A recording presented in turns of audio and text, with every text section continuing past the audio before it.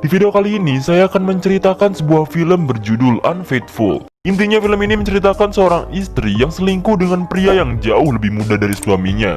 Film ini dirilis pada tahun 2002. Daripada spoiler, mending kita langsung aja ke videonya cuy. Di awal film ditunjukkan sebuah keluarga kecil tapi benghar. Ayahnya bernama Edward, istrinya bernama Constance, dan anaknya bernama Charlie. Lalu si Charlie pun menunjukkan bakatnya yang sangat langka, yaitu bangke. Lalu mereka pun berpamitan dan berangkat untuk bekerja. Anaknya juga berangkat untuk sekolah dan cuaca pun sedikit berangin. Singkat cerita, Connie pun telah pulang dari acara pelelangan. Kebetulan cuaca hari itu menjadi sangat berangin, bahkan jalanan pun jadi berantakan karena bala oleh kertas. Saat itu juga, Connie menabrak seorang pria muda bernama Paul Martel. Karena cuaca sedang tidak baik, Paul pun mengajak Connie untuk mengunjungi rumahnya. Lalu ia pun diajak masuk ke dalam rumahnya dan membersihkan lukanya. Connie pun berkenalan dengannya. Connie pun menelpon keluarganya karena pulang telat, dan si Paul memberikan es untuk mengobati luka lutut Connie dan memegang lengannya. Ketika Connie hendak pulang, ia pun diberi buku oleh Paul, dan seketika si Connie langsung bergegas pergi dari kediaman Paul tersebut. Sampai di rumah, ia mengobati lukanya dan bercerita perihal lukanya tersebut kepada suaminya. Bahkan ia juga bercerita perihal Paul. Keesokan harinya, Connie sedang mempersiapkan keberangkatan anaknya. Setelah pergi, ia melihat buku yang diberikan oleh Paul. Lalu terjatuhlah secari kertas yang isinya ternyata nomor HP si Paul. Gak pakai lama, Connie pun pergi ke wartel terdekat dan menghubungi si Paul. Saat Paul mengangkat teleponnya, Paul pun ngajak Connie mengunjungi rumahnya untuk ngopi bareng. Walaupun dilanda keraguan, Connie pun akhirnya ke rumah si Paul.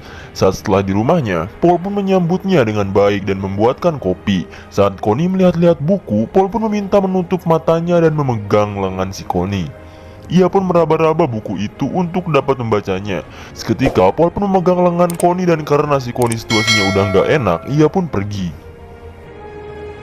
Singkat cerita, malam harinya Connie sedang ngumbah piring. Ia melamun dan membayangkan Paul. Padahal di sebelahnya ada suaminya, tapi dia malah bagu buaya dan tidak memperhatikannya. Keesokan harinya, Connie mengunjungi Paul lagi. Paul pun menyambutnya dengan baik lagi. Dikarenakan kebetulan si Paul lagi ngemusik, Paul pun ngajak dansa si Connie dan mereka pun berdansa. Connie pun mulai berani meraba-raba dada Paul dan mereka pun hendak berciuman. Tiba-tiba saja Connie berubah pikiran dan tidak bisa melanjutkannya. Lalu ia pun langsung pergi dari tempat itu. Paul hanya diam, tapi tak lama kemudian ia balik lagi karena mantelnya ketinggalan. Dan si Paul pun menarik dan menggendongnya. Connie hanya pasrah dan memeluknya.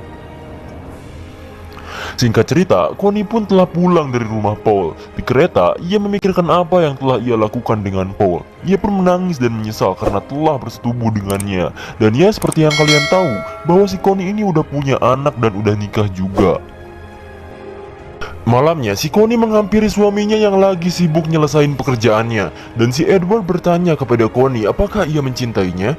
Ia menjawab ya jelas lah, masa iya? Masa enggak? Connie pun melihat-lihat koleksi pajangannya dan singkat cerita, Connie pun bisa menghabiskan waktu bersama keluarganya. Begitu juga dengan Paul. Ia juga makin sering teleponan sama Paul dan mengunjungi rumahnya untuk bergenjotan bersama tanpa diketahui keluarganya, terutama suaminya. Di salah satu malam, Connie sedang mandi. Lalu Edward pun datang untuk join mandi bareng. Dan si Edward ngajakin melakukan pergenjotan. Tapi si Connie menolak dan mengajak ke kamar untuk tidur. Bahkan beberapa kali Edward ngajak dan menciumnya, Connie benar-benar menolaknya dan meninggalkannya. Edward begitu sedih dan kecewa. Masa iya pemajikan Aing gak mau ngelayanin Aing anjing?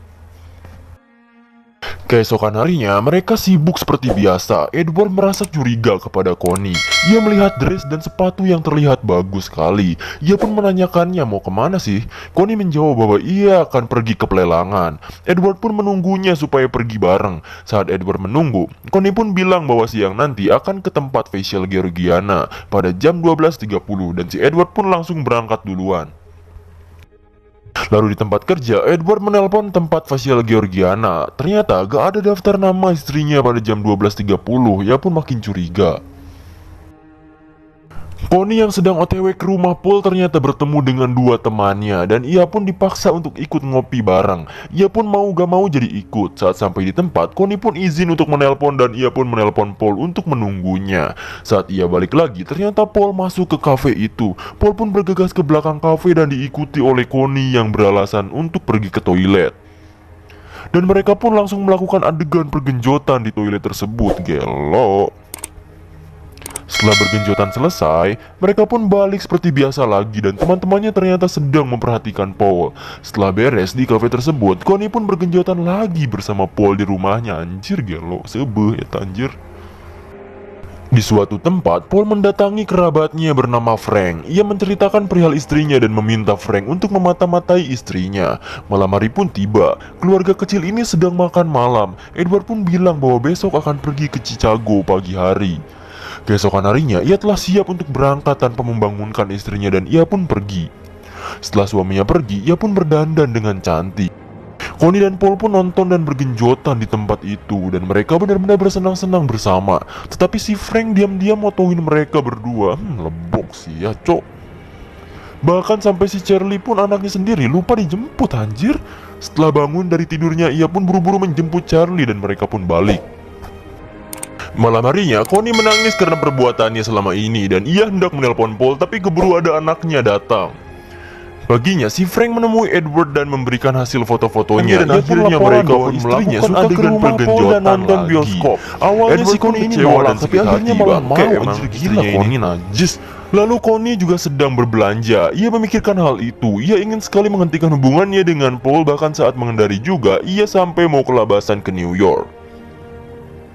Di jalan, ia melihat Paul bersama wanita lain. Ia pun turun dan mencari Paul. Saat di toko buku, ia pun mengintip bahwa Paul sedang bersama wanita lain. Mereka pun ribut dan si Paul memisahkan mereka. Akhirnya, mereka pun menuju ke rumah Paul sambil adu bacot. Dan saat si Connie hendak pergi, Paul menangis.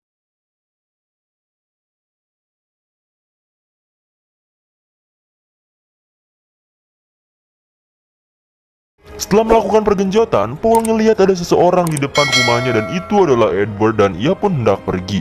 Lalu saat Paul berbalik, kebetulan sekali Connie berlari untuk pergi dari rumah Paul. Lalu si Edward pun balik lagi ke arah rumah Paul dan masuk untuk bertamu padanya. Lalu si Paul pun kaget bahwa ia adalah suami Connie dan ya, Paul berusaha mengendalikan ekspresinya. Edward pun melihat-lihat rumah tersebut sambil minum vodka. Mereka pun ngobrol perihal istrinya dan menceritakannya dari awal. Lalu Edward lihat-lihat kembali rumah tersebut dan ia menemui sebuah koleksi milik Connie di ranjang Paul. Ya seperti yang kalian lihat di scene sebelumnya ya, ia pun menangis melihat benda itu dan bilang bahwa dialah yang membelikan benda itu. Lalu tiba-tiba saja Edward gak enak perasaan dan matanya kunang-kunang. Ia pun langsung menggetok-getokkan benda itu ke kepala si Paul hingga kepala Paul bercucuran darah sangat banyak sekali dan meninggal dunia. Edward kaget dengan apa yang ia lakukan. Ia bingung harus bagaimana dan bangke lah.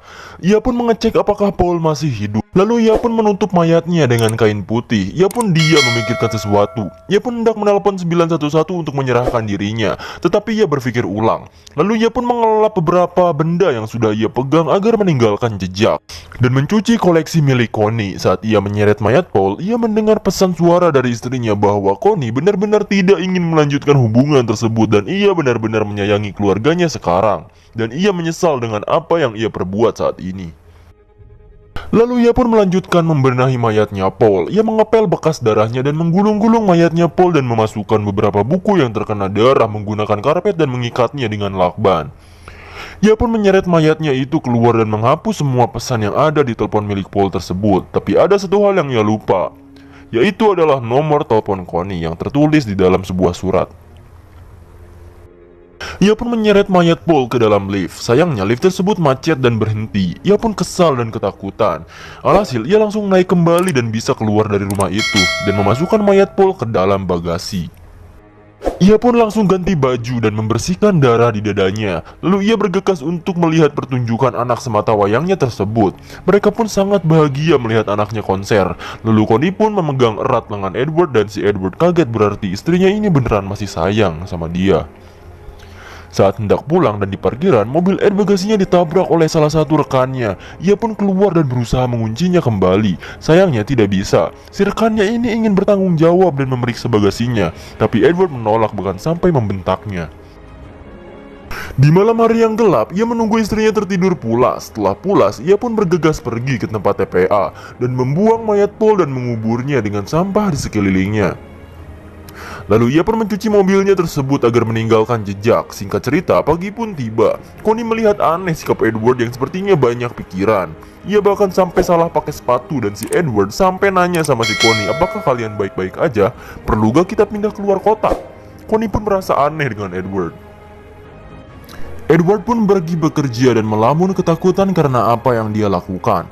Lalu di rumah Connie kedatangan tamu. Mereka berdua adalah detektif dan sedang menyelidiki kasus hilangnya Paul.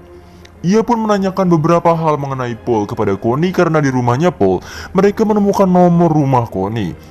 Kayaknya satu kesalahan yang fatal, Bapak Edward. Mereka pun pergi karena tidak mendapatkan apa-apa dari Connie. Lalu saat mereka makan siang, Connie pun berbicara pada Edward bahwa ada detektif yang ke rumahnya bahwa ada seseorang yang hilang.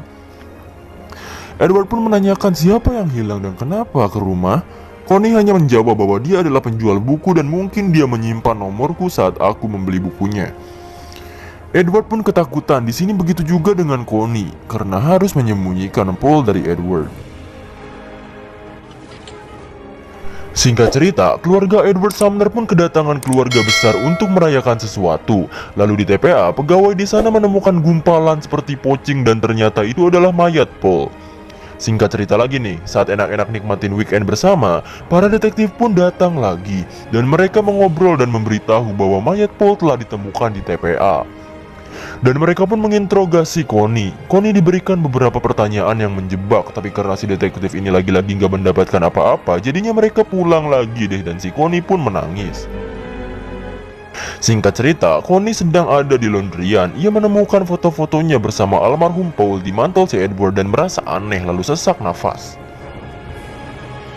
Di rumah, ia selalu menatap si Edward. Bisa disimpulkan bahwa Connie mencurigai suaminya lah yang membunuh Paul. Lalu saat ada beberapa teman Connie yang berkunjung dan ngaloprek koleksi si Connie, ia pun melihat koleksi yang ia berikan ke Paul ternyata ada di tempatnya. Kecurigaannya pun semakin tinggi dan si Edward juga menjadi gak enak hati dan sepertinya akan ada sesuatu yang gampang terjadi.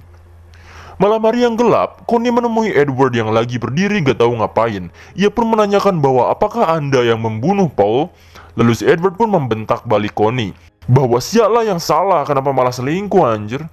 Lalu mereka pun pararea omong. Pagi harinya, mereka menjalani hari seperti biasa, tapi dengan hati yang berbeda. Lalu Connie pun membuka wadah yang ada di gelas hiasan itu. Ternyata itu fotonya bersama Edward dan Charlie. Mereka pun saling menatap.